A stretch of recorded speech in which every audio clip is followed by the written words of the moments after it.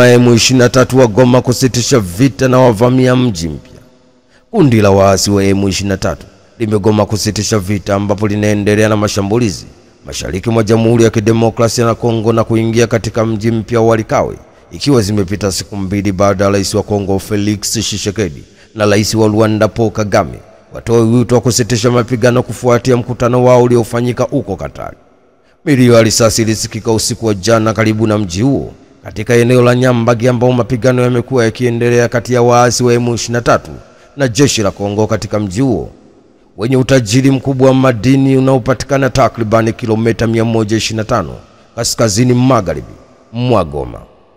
Waasi hao walikuwa wakipambana na wanajeshi na wanamgambo wanaoiunga mkono serikali baada ya kuvuka eneo la nje ya jeshi nje kidogo ya mji katika shambulio la kushtukiza kusonga mbele kwa M23 upande wa magharibi kulilazimisha kampuni Alpha Mine Resources wiki iliyopita kusimamisha shughuli zake katika mgodi wake wa madini ya tini takriban kilomita 60 kaskazini magharibi mwa mji wa Walikale. Mji huo wenye takriban watu 1.5 upo umbali wa kilomita 125 maili 80 kaskazini magharibi mwa mji mkubwa wa Goma, mashariki mwa Jamhuri ya Kidemokrasia ya Kongo, ambapo waasi waliuteka mwezi Januari mwaka huu na kuweka ndani kilomita 400 kutoka Kisangani, mji wa 4 kwa ukubwa nchini Kongo. Ni taarifa kutoka nchini Kongo. Hatimaye kundi la waasi wa M23 limegoma kusitisha vita ambapo inaendelea huko mashambulizi makali mashariki mwa Demokrasia ya Kongo na kuingia katika mji wa Walikale, ikiwa zimepita siku mbili baada ya Rais wa Kongo Felix Tshisekedi na Rais wa Rwanda Paul Kagame watoe wito wa kusitisha mapigano kufuatia mkutano wao uliofanyika huko Katari. Maya Usigero adakwa akitolosha mtoto. Jeshi la polisi mkoani Tabora linamshikilia binti mmoja aitwaye Christina Nation mwenye umri wa miaka 15, mfanyakazi wa ndani mkoani Tabora ambaye ni mkazi wa kijiji cha Magalasi, wilaya ya Kasulu mkoani Kigoma, kwa tuhuma za kujaribu kutolosha mtoto mchanga wa kike mwenye umri wa miezi 3 kutoka kwa mwajiri wake aitwaye Beatrice Kiboma, mkazi wa Cheyo B, Manispaa ya Tabora. Kamanda wa jeshi la polisi mkoani Tabora Richard Obwao amesema tukio hilo lilitokea Machi 19 mwaka 2025 ambapo binti huyo alitoka nje na mtoto huyo kwa ajili ya kwenda kuanika nguo, lakini hakufanya hivyo na badala yake alitoka nje ya geti la nyumba hiyo na kujaribu kutoroka, huku taarifa za awali za jeshi la polisi ikisema kuwa binti huyo alitolosha mtoto ili arudi naye kwao Kigoma, kwani wakati anaondoka kwao huko Kasulu alidanganya kuwa ni mjamzito. RPC amesema majira ya saa 9:15 katika maeneo ya kituo cha mafuta kata ya Kanyenye, mtuhumiwa Christina Nation alikamatwa na wananchi wakishirikiana na jeshi la polisi akiwa anatoroka na mtoto huyo aitwaye Daniela Doto mwenye umri wa miezi 3 na wiki moja, mtoto ambaye alimchukua kwa bosi wake katika nyumba aliyokuwa anafanya kazi za ndani. Machi 18 mwaka 2025 majira saa 7 za mchana ndio siku ambayo mtuhumiwa alifika hapa Tabora akiwa na rafiki yake kwa ajili ya kufanya kazi za ndani, huku kwa maelezo yake akisema alidanganya kwao kuwa ni mjamzito, hali iliyopelekea wazazi wake kuchukizwa na kitendo hicho na yeye kuondoka hapo nyumbani na kupata wazo la kwenda kufanya kazi mkoani Tabora. Mtuhumiwa amefanya kazi kwa siku moja tu, akaona kazi ni nyingi, hivyo akaamua kuondoka na kutoroka na mtoto huyo. Tukafanikiwa kumkamata kabla ya kutoroka nje ya Tabora. Jeshi la polisi linaendelea na uchunguzi wa jambo hili na kujua kwa kina sababu za kutorosha mtoto huyo, kama kuna sababu nyingine na tutazibaini. Ni taarifa kutoka mkoani Tabora. Hatimaye jeshi la polisi mkoani Tabora linamshikilia binti mmoja aitwaye Christina Nation mwenye umri wa miaka 15, mfanyakazi wa ndani mkoani Tabora ambaye ni mkazi wa kijiji cha Magalasi, wilaya ya Kasulu mkoani Kigoma, kwa tuhuma za kujaribu kutolosha mtoto mchanga wa kike mwenye umri wa miezi 3 na wiki moja kutoka kwa mwajiri wake aitwaye Beatrice Kiboma, mkazi wa Cheyo B, Manispaa ya Tabora. Tanzania kutafuta wekezaji kuzalisha ARV. Serikali kupitia bohari ya dawa MSD imesema inaendelea kutumia kituo cha uwekezaji na mabalozi mbalimbali ili kuvutia wawekezaji wenye lengo la kufanya uzalishaji nchini ambapo jitihada hizi zinafanyika kwenye uwekezaji kwenye bidhaa za dawa za kufubaza virusi vya ukimwi yani ARV, mipira ya kiume yani condoms, bidhaa za afya zitokanazo na pamba, dawa mchanganyiko na bidhaa nyinginezo. Akiongea jijini Dodoma wakati akitoa taarifa ya mafanikio ya MSD kwa kipindi cha miaka 4 ya serikali ya awamu ya 6, mkurugenzi mkuu wa MSD Mavele Tukai amesema licha mafanikio yaliyopatikana bohari ya dawa kwa kipindi cha miaka 4, bado kuna changamoto ya utengenezaji na uingizaji dawa kutoka nje ya nchi kutokana na uwezo wetu hafifu wa viwanda vya ndani, ambapo zaidi ya 80% ya bidhaa za afya huagizwa kutoka nje ya nchi. Kupitia kampuni tanzu, bohari ya dawa inaendelea jitihada za kushirikiana na sekta binafsi ili kuongeza idadi ya viwanda bidhaa za afya nchini, hivyo kupunguza matumizi ya fedha za kigeni. Kwa sasa Tanzania hakuna kiwanda kinachozalisha ARV wala condoms.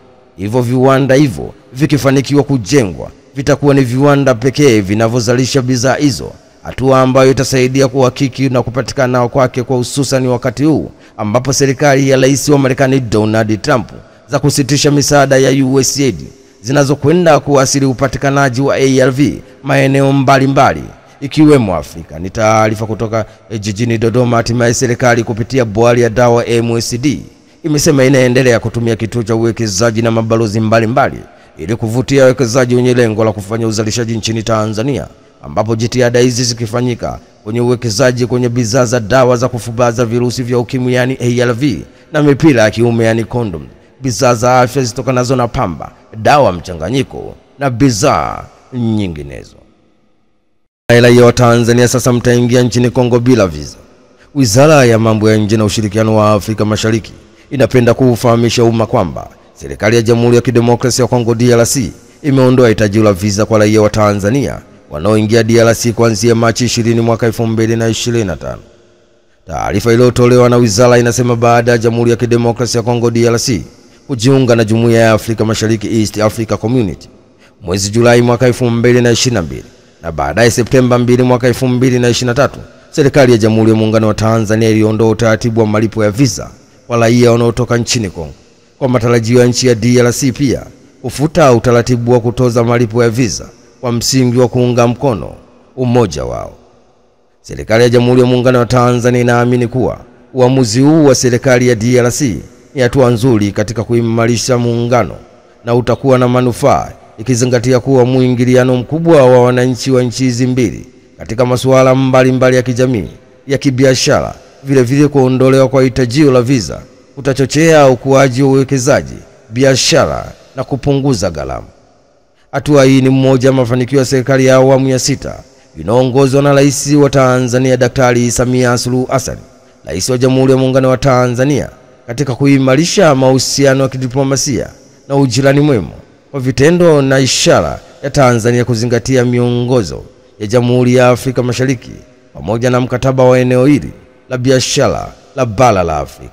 Ni taarifa kutoka jijini Dar es Salaam. Hatimaye Wizara ya Mambo ya Nje na Ushirikiano wa Afrika Mashariki inapenda kufahamisha umma kwamba serikali ya Jamhuri ya Kidemokrasia ya Kongo DRC imeondoa hitajio la visa kwa raia wa Tanzania wanaoingia nchini DRC kuanzia Machi 20 mwaka 2025.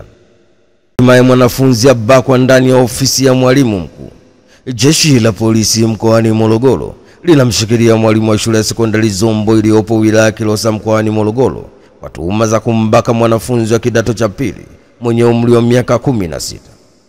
Kamanda wa polisi mkoani Morogoro SACP Alex Mkama amemtaja mwalimu huyo anayetuhumiwa kubaka kuwa ni Mkame Mwansumo mwenye umri wa miaka 30 na kwamba anadaiwa kufanya kosa hilo majira ya asubuhi Machi 19 mwaka 2025 ndani ya ofisi ya mwalimu mkuu baada ya kumtuma akachukua andalio la masomo. RPC Mkama amesema baada ya mwanafunzi huyo kwenda ofisini aliyokuwa ametumwa katika ofisi ya mwalimu mkuu, mwalimu alimfuata nyuma na kuingia ndani na kufunga mlango. Amesema mwalimu huyo alikuwa na kaimu nafasi ya ukuu wa shule. Kwa uchunguzi wa awali umebaini chanzo ni mmomonyoko wa kimaadili kwa mwalimu huyo. Kwa sasa mwalimu anaendelea kuhojiwa na upelelezi utakapokamilika atafikishwa mahakamani. Ni taarifa kutoka Morogoro. Hatimaye jeshi la polisi mkoani Morogoro linamshikilia mwalimu wa shule ya sekondari Nzombo iliyopo wilaya Kilosa mkoani Morogoro kwa tuhuma za kumbaka mwanafunzi wa kidato cha pili mwenye umri wa miaka 16. Kamanda wa polisi mkoani Morogoro ACCP Alex Mkama amemtaja mwalimu huyo aliyetuhumiwa kubaka kuwa ni Mkame Msumo mwenye umri wa miaka 30 na kwamba anadaiwa kufanya kosa hilo majira ya asubuhi Machi 19 mwaka 2025 ndani ya ofisi ya mwalimu mkuu baada ya kumtuma akachukua andalio la masomo. Jeshi la dhibiti ikulu ya Rais Sudani. Jeshi la Sudani limechukua udhibiti kamili wa ikulu ya Rais mjini Khartoum, ambapo video na picha zinaonyesha wanajeshi wakishangilia huku bunduki zikiwa juu kwa furaha ya ushindi. Jeshi hilo linachukua ikulu kutoka mikononi mwa vikosi vya msaada wa haraka RSF ambao walikuwa wanadhibiti ikulu hiyo, na hivyo kuashiria mabadiliko makubwa katika mzozo wa miaka miwili ambao unatishia kuisambaratisha nchi ya Sudan. Vyombo vya habari nchini Sudan vimeripoti kuwa hiyo ni moja mafanikio makubwa katika vita vya miaka miwili vilivyotishia kuisambaratisha nchi yetu ya Sudan, ambapo msemaji wa jeshi Nabil Abdallah amesema jeshi limeadhibiti pia majengo kadhaa ya wizara. Vikosi vyetu vimeharibu kabisa wapiganaji na vifaa vyao na kukamata vifaa vingi na silaha. Itakumbuka kundi la wapiganaji wa RSF lilifanikiwa kudhibiti ikulu na sehemu kubwa ya mji mkuu wakati wa vita vya mwezi Aprili mwaka 2023, lakini vikosi vya wanajeshi wa Sudani katika miezi ya hivi karibuni vimerudi na kuelekea ikulu kabla ya kuingia katika mto Nile, na leo vimefanikiwa kuchukua ikulu hiyo.